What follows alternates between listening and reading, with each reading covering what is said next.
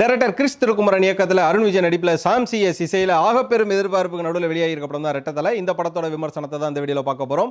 மாலை முரசு வைப்ரசன்ஸ். இது படம் எப்படி இருக்கு? நான் உங்க விஜய் டாமினிக். சொத்து போட்டண்டான்னு சாவு சிரிக்குது. நானா சாவா?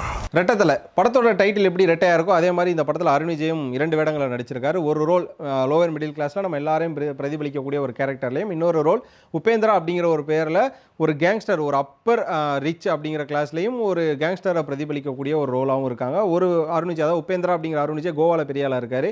காளி அப்படிங்கிற அருண் விஜய் பாண்டிச்சேரியில் ஒரு நார்மலான பர்சன், மெக்கானிக் ஷெட்டில் வேலை பார்க்கக்கூடிய ஒரு பையனாக இருக்கார். ஸோ இவங்க 2 பேரும் ஒரு இடத்துல யதார்த்தமாக மீட் பண்ணிக்கிறாங்க. இந்த மீட்டிங் அப்படிங்கிற 2 பேரோட வாழ்க்கையுமே பிரட்டி போடுது. இந்த பிரட்டி போட்டதுக்கப்புறமா இவங்களோட தனிப்பட்ட விஷயங்களான காதலாக இருக்கட்டும், குடும்பமாக இருக்கட்டும், இந்த மாதிரியான ஒரு விஷயங்களும் அவங்களோட டார்கெட்ஸும் மாற ஆரம்பிக்குது.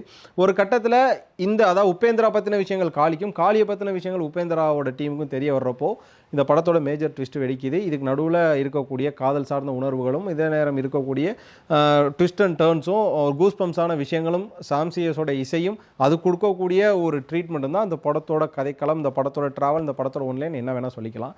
இந்த படம் ரிலீஸ் ஆகிறப்பவே பெரும் எதிர்பார்ப்பு. காரணம் என்ன அப்படின்னு பார்த்தீங்கன்னா, இந்த வருஷத்தோட கடைசியில் ரிலீஸ் ஆகக்கூடிய படங்கள் அப்படிங்கிற ஒன்று விஷயம் இருக்குது. அதே நேரம் பார்த்தீங்கன்னா அருண் விஜய் தடம் அப்படிங்கிற மாதிரியான படத்துக்கு அப்புறமா டூயல் ரோலில் நடிக்கக்கூடிய ஒரு படம் அப்படின்ற ஒரு விஷயமும் இருக்குது. So Arun Vijay dual role நடித்தாலே அது பயங்கரமாக இருக்கும். அதே நேரம் அவரே வில்லன், அதே நேரம் அவரே பாசிட்டிவான ரோலும் பண்ணுறாரு, ப்ரோட்டகனிஸ்ட்டும் அவரே ஆண்டோகனிஸ்ட்டும் அப்படிங்கிறப்போ அது ஒரு தனியான ஒரு அட்டென்ஷன். ஏன்னா தடம் ஒரு பக்கம், மாஃபியா ஒரு பக்கம் இருக்கு இல்லையா, அதுக்கப்புறமா வரக்கூடிய ஒரு படம் ஆரம்பத்திலே பார்த்தீங்க அப்படின்னா ஒரு ஓப்பனான பிளாட்டில் தான் ஓப்பன் ஆகுது. அப்படியே படம் சர்ன்னு ஓடிக்கிட்டே இருக்குது. அதுக்கப்புறம் பார்த்தீங்கன்னா ரெட்டத்தலை அப்படிங்கிற ஒரு டைட்டில் வருது. அந்த டைட்டில் வர வரையும் படம் வந்து ஒரு 15 நிமிஷம் நமக்கு ஒரு மாதிரி ட்ராவலே ஆகலை, ஒட்டவே இல்லை. எல்லாம் சொல்லி வச்ச மாதிரி, நீ அங்கே போய் நிற்பாங்க வர மாதிரி சொல்லி வச்ச மாதிரியே நடந்துகிட்டே இருக்குது. எப்படா அந்த படம் மாறும் அப்படின்னு பார்த்தீங்கன்னா 2 அருண் விஜயம் பார்த்துக்கிட்டதுக்கப்புறமா அந்த படம் மாற ஆரம்பிச்சதுக்கப்புறமா இவங்க ஒரு விஷயம் பண்ணுவாங்க. இவங்க ஒரு விஷயம் பண்ணதுக்கப்புறமா இதை ஏன்டா பண்ணோம், அவசரப்பட்டு இதை பண்ணிட்டோமே, இனிமேல் வேறு வழியே இல்லையே அப்படிங்கிற மாதிரியான ஒரு இடத்துல அருண் விஜய் வந்து நிற்க ஆரம்பிக்கிறாரு. ஸோ அப்படியே நிற்கிற அருண் விஜய் அந்த பிரச்சனையிலேருந்து எப்படி வெளியில் வராரு, அவங்க 2 பேருக்குள்ள நடக்கக்கூடிய விஷயங்கள் என்ன, காளி உபேந்திராவை என்ன பண்ண போறாரு, உபேந்திரா காளியை என்ன பண்ண போறாரு, காளியோட பேக்ரவுண்ட் என்ன, உபேந்திராவோட பேக்ரவுண்ட் என்ன, இவங்க 2 பேருக்கு கூடிய பிரச்சனையை இவங்க 2 பேரும் ஃபேஸ் பண்ணிக்கிறாங்களா, இல்லை ஒரு ஆளாக ஃபேஸ் பண்ணுறாரா, இது ஆதி பகவான் படத்தோட காப்பியா, இல்லை கிளைமேக்ஸில் இவங்க கொடுக்கக்கூடிய ட்விஸ்ட் வந்து நம்மளுக்கு சாட்டிஸ்ஃபைடாக இருக்கா அப்படிங்கிற ஒரு டைட்டான ஒரு ஆக்ஷன் பீக்கடான ஒரு ட்ராவல் தான் இந்த படத்தோட ஒன்லைன் அப்படின்னு கூட சொல்லலாம். ஒரு பக்கம் உபேந்திரா ரோலுக்கு ரொம்ப மெனக்கெட்டிருக்காரு அருண் விஜய். ஹேர் ஸ்டைல் ஆரம்பிச்சு, ஃபிசிக்கில் ஆரம்பிச்சு, அந்த பல்லில் போட்டிருக்க கிளிப்பில் ஆரம்பிச்சு, அதுக்கான வே ஆஃப் ஆட்டிடியூட்டில் ஆரம்பிச்சு, அதுக்கான டெடிகேஷன்ஸ் ஒரு பக்கம். இன்னொரு பக்கம் காளி ஒரு லோவர் மிடில் கிளாஸில் இருக்கக்கூடிய ஒரு பையன், வே ஆஃப் ட்ரெஸ்ஸிங், அந்த வே ஆஃப் ஸ்பீச் அப்படிங்கிறது அதில் ஒரு பக்கம் டெடிகேஷனை போட்டிருக்காரு. இதில் வந்திருக்கக்கூடிய ஹீரோயின்ஸ்லாம் வந்து பயங்கரமான டெடிகேஷன் அவங்களும் ஒரு பக்கம் போட்டிருக்காங்க. ஹரிஷ் பேரடியிலேருந்து அங்கே ஆப்போசிட்டில் வில்லன் ரோல் ப்ளே பண்ண எல்லாருமே அவங்களும் டெடிகேஷனை போட்டதை தாண்டி அவங்களுக்கான கேரக்டர்ஸ் நெயில் பண்ண ஆரம்பிக்கிறாங்க. ஒரு கட்டத்தில் இதுதான் நடக்க போகுது அப்படிங்கிற மாதிரியான ப்ரெடிக்ஷன்ஸும் நம்மளுக்கு வர ஆரம்பிக்குது. ஆதி பகவான் படத்தோட ஃபீலிங்ஸும் உள்ள கொஞ்சம் வருது. ஆனால் ரெட்டத்தலை அப்படிங்கிற படம் அப்படிங்கிறப்போ நம்ம கொஞ்சம் எதிர்பார்ப்பு. காரணம் என்ன அப்படின்னு பார்த்தீங்கன்னா, தடம் படத்துக்கு அப்புறமா, மாஃபியா படத்துக்கு அப்புறமா அருண் விஜய் நடிக்கக்கூடிய இரட்டை வேட படம் அப்படின்னு சொல்லலாம்.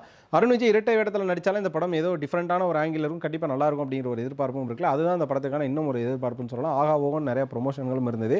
ஆனால் அந்த படத்தில் பாசிட்டிவ் நெகட்டிவ்ஸ் அப்படிங்கிற ஒரு விஷயங்கள் இருக்குது. ஒரு பக்கத்தில் இந்த படத்தோட பாசிட்டிவ் என்ன அப்படின்னு பார்த்தீங்கன்னா, சாம் சிஎஸோட இசை, பாடல்கள் பெரிய அளவில் மனசில் பதியலை அப்படின்னாலும் பேக்ரவுண்டில் பயங்கரமாக ஒர்க் பண்ணியிருக்காரு. அதே நேரம் இந்த படத்தோட டிஓபி சூப்பராக ஒர்க் பண்ணியிருக்காரு. ஃப்ரேம்ஸ் எல்லாம் சூப்பராக வச்சிருக்காரு. அதே நேரம் பார்த்தீங்கன்னா எந்த ஒரு இடத்துலையும் ரொம்ப அன்வான்ட் ஃப்ரேம்ஸோ இல்லைனா ஓவர் லைட்டிங்ஸோ எல்லாமே எடுத்த ஒரு விதமும் பயங்கரமாக இருந்தது. அதே நேரம் இந்த படத்தோட டைரக்டரான கிறிஸ் திருக்குமரன் என்ன பண்ணியிருக்கோம் அப்படின்னா, டெலிட்டட் சீன் சொல்லி ஒரு சில காட்சிகள் இருக்கலாம். அந்த காட்சியில் இன்னும் கொஞ்சம் வச்சிருந்தோம் அப்படின்னா டீட்டெயிலிங் நிறைய கிடச்சிருக்கும்.